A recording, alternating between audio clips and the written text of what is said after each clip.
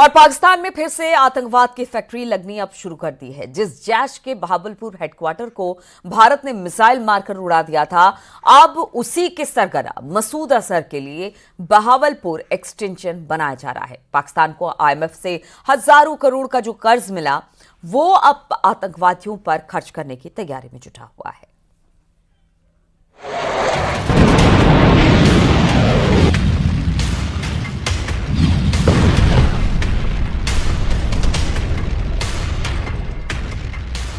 Cease fire के बाद भी पाकिस्तान की दुम टेढ़ी की टेढ़ी है।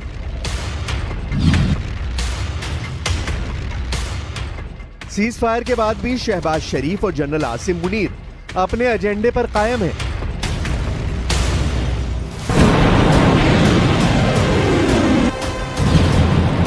क्योंकि मिसाइलों से पिटकर भी पाकिस्तान ने जैश को दोबारा खड़ा करने का प्रोजेक्ट शुरू कर दिया है। यह है जनरल आसिम मुनीर का project Bahawalpur extension. Bahawalpur extension यानी आतंकी गुट जैश को फिर से तैयार करने का मिशन। मसूद अजहर को पाकिस्तान की सरकार देगी 14 करोड़ रुपए, जिससे वो फिर से खड़ा करेगा अपना आतंक का साम्राज्य।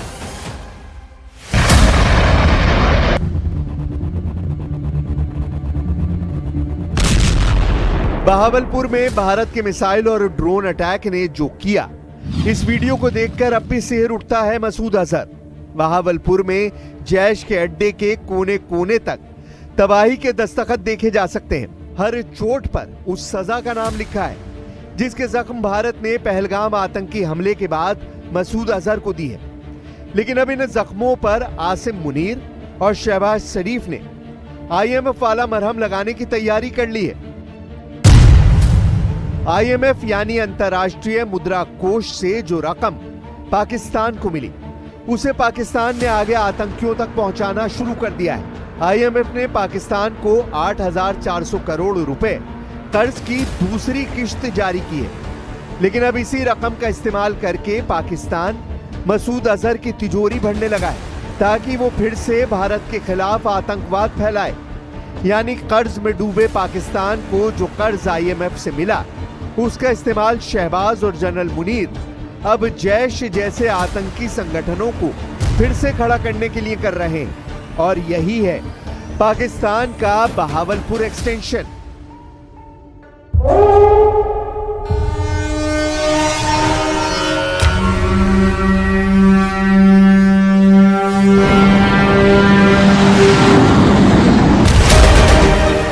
मई को भारत ने पाकिस्तान और पाक अधिकृत कश्मीर में 9 आतंकी अड्डों पर बमबारी की थी। मिसाइल से हमले किए गए और ड्रोन से बहावलपुर से लेकर मुरीद के और मुजफ्फराबाद तक ऐसा सबक सिखाया कि मसूद अजहर के आंसू निकल आए। बहावलपुर में भारत ने जैश का हेडक्वार्टर तबाह कर दिया और इसी हमले में मसूद अजहर के 14 रिश्तेदार मारे गए।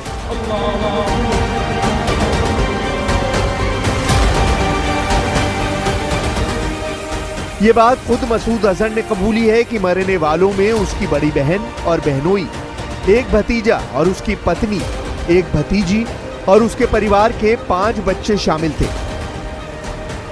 वैसे इन हमलों में जैश के कई आतंकी भी मारे गए, इसकी तस्दीक हो चुकी है। लेकिन अब पाकिस्तान के प्रधानमंत्री शहबाज शरीफ और आसिम मुनीर ने मसूद अजहर के आतंकी गुट के पस्त हो चुके हौसलों को फिर से बुलंद करने की तैयारी कर ली है।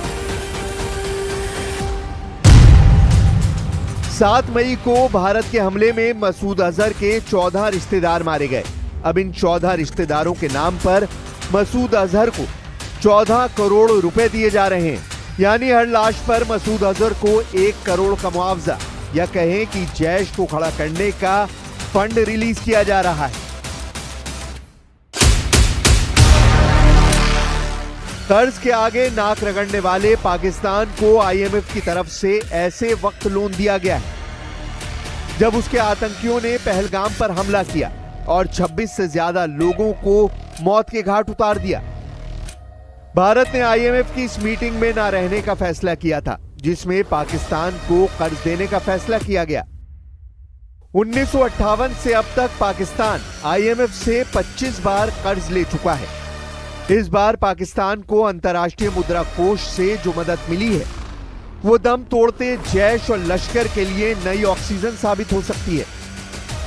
पाकिस्तान जैसे देश को ऐसे वक्त में कर्ज देना वाकई में बहावलपुर और मुरीद के एक्सटेंशन प्रोजेक्ट की फंडिंग कही जाएगी। हालांकि जो मार पाकिस्तान को पड़ी है उस सदमे से बाहर निकलने में उसे अभी वक्त लगेगा। वो आईएमएफ की रकम से अपने तबाह हो चुके एयरबेस की मरम्मत भी कराएगा और मसूद अजहर और हाफिज सईद जैसे आतंकियों को मुआवजा भी दिलवाएगा।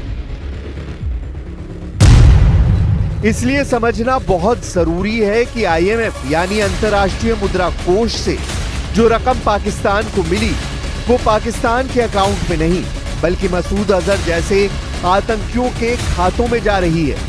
हजारों करोड़ में से 14 करोड़ की रकम बेहद छोटी है, लेकिन इस मदद की पाई जुटाकर पाकिस्तान जैश और लश्कर जैसे आतंकियों को फिर से खड़ा करना चाहता है।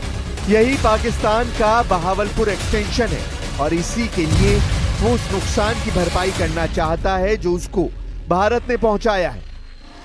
आप पाकिस्तान में फैले पैनिक को समझ सकते हैं।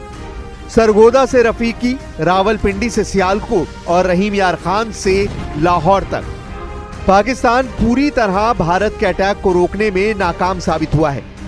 पाकिस्तान की इसी नाकामी ने अब आसिम मुनीर की फौज में ऐसे हालात पैदा कर दिए हैं कि जब एक कमांडर दूसरे कमांडर को शक की निगाह से देख रहा है। देखा जाए तो भारत की स्ट्राइक को रोकने में नाकाम रहे पाकिस्तान के सुरक्षा तंत्र में जैसे फूट पड़ गई है। एक खबर ऐसी भी है कि जिसे लेकर जनरल मुनीर ने आईएसआई प्रमुख को फटकार लगाई है। खबर यह है कि नूर खान एयरबेस पर तैनात स्पेशल ब्रांच के डीएसपी सैफुल्ला कोरई का शव उनके घर पर संदिग्ध हालत में मिला। डीएसपी सैफुल्ला के मुंह पर मास्क लगा हुआ था और उनके हाथ में एक राइफल थी जिसकी दाहिनी तरफ कनपट्टी पर बुलेट होल यानी गोली का निशान था। नूर खान एयरबेस पर हुए हमले के बाद आईएसआई ने डीएसपी सैफुल्ला को तलब किया था क्योंकि डीएसपी सैफुल्ला पर ही एयरबेस की सुरक्षा की जिम्मेदारी थी और अब इल्जाम लग रहा है कि उन पर इतना दबाव डाला गया कि उन्होंने खुदकुशी कर ली। लेकिन मामला मर्डर का भी नजर आता है जिसे लेकर आईएसआई के अफसर बुरी तरह घिर गए हैं। खुफिया हलकों में चर्चा है कि पाकिस्तानी खुफिया एजेंसी ने डीएसपी सैफुल्ला पर पहले नाकामयाबी का आरोप लगाया। इसके साथ ही उस पर एयरबेस की सूचनाएं इधर से उधर करने का आरोप लगाया गया।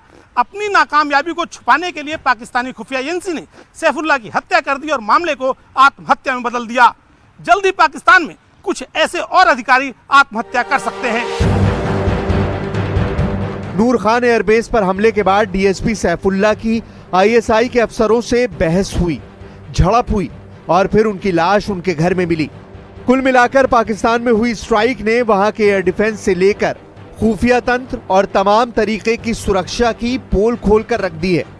नूर खान एयरबेस पर धमाके जनरल आसिम मुनीर पर बहुत बड़ा दाग माना जा रहा है क्योंकि इस हमले का मतलब है कि अगली बार अटैक हुआ तो पाकिस्तान की सेना अपने सबसे बड़े कमांडर को भी नहीं बचा पाएगी। पाकिस्तान में शुरू हो गया है ब्लेम गेम। अपनी जिम्मेदारियों से बचने के लिए पाकिस्तानी सेना और वहां की खुफिया एजेंसियां निचले अधिकारियों पर नाकामयाबियों का सेहरा सजा रही हैं। जवाब देने वाले अधिकारियों को मौत की माला पहनाकर आत्महत्या का नाम दिया जा रहा है। बुरी तरह घिर चुका पाकिस्तान अपने घर में बुरी तरह पिटा है। उसके हवाई अड्डों पर धमाके और आग के बड़े बड़े गोले देखे जा सकते हैं। पाकिस्तान को 7 मई के बाद से लगातार झटके लगे हैं। मुरीद से लेकर बहावलपुर और लाहौर से लेकर रावलपिंडी तक धमाकों की वीडियो वायरल है। पाकिस्तान को इस बात का एहसास है कि जब जब उसकी तरफ से ऐसी मिसाइल दागी जाएगी, जवाब में उसका कोई ना कोई मिलिट्री अड्डा तबाह कर दिया जाएगा। इसकी गारंटी भारत बार बार दे रहा है।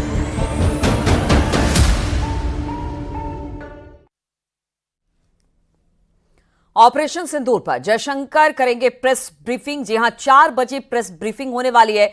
विदेश मंत्री जयशंकर इस पर प्रेस ब्रीफिंग करने वाले हैं।